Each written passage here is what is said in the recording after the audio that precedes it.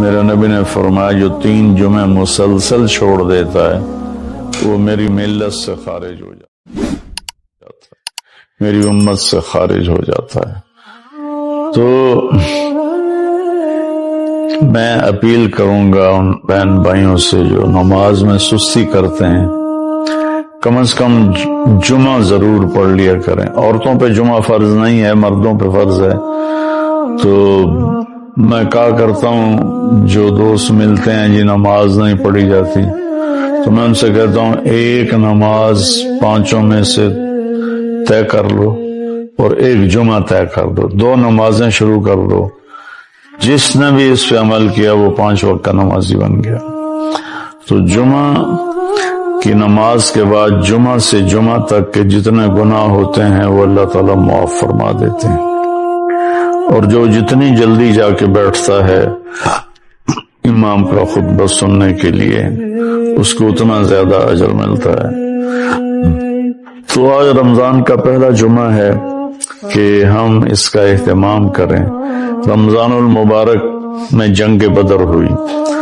17 رمضان جمعے کا دن، اور اللہ نے قیامت کو بھی جو قائم کرنا ہے جمعے کا دن۔ تو ہر دن اللہ کی بارگاہ میں بابرکت ہوتا ہے اگر ہم اس میں اللہ کی مان کے چل رہے ہیں، اور رمضان شریف میں خاص طور پر، اور پھر جمعہ ہو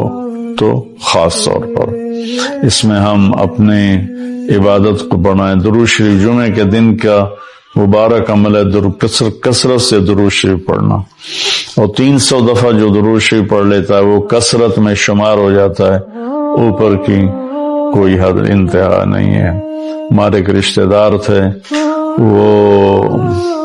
انتقال ہو گیا، اللہ ان کو درجے بلند کرے۔ وہ روزانہ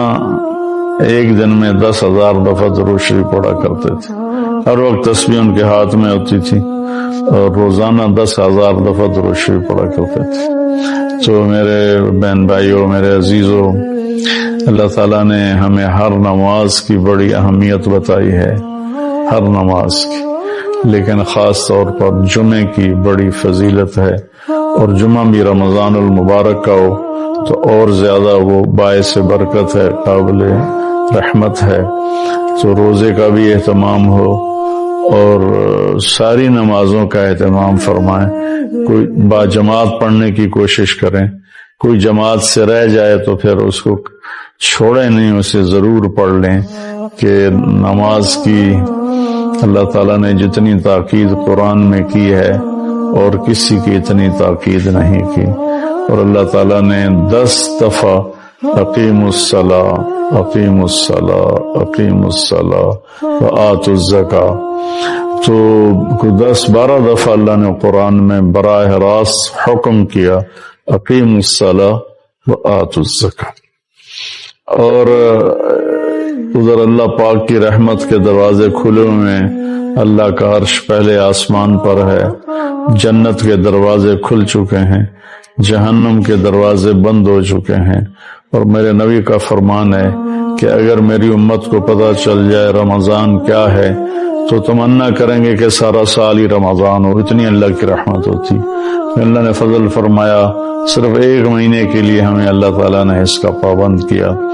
تو میرے بھائی بہنوں، اس مہینے کو قیمتی بناؤ، کسی سے ہم لڑے ہوئے ہم صلح کر لیں، مرنے والے سے پوچھو کہ لڑائی کا کیا نقصان ہوتا ہے، مرنے والے سے پوچھو دنیا کی دوڑ کا کیا نقصان ہوتا ہے،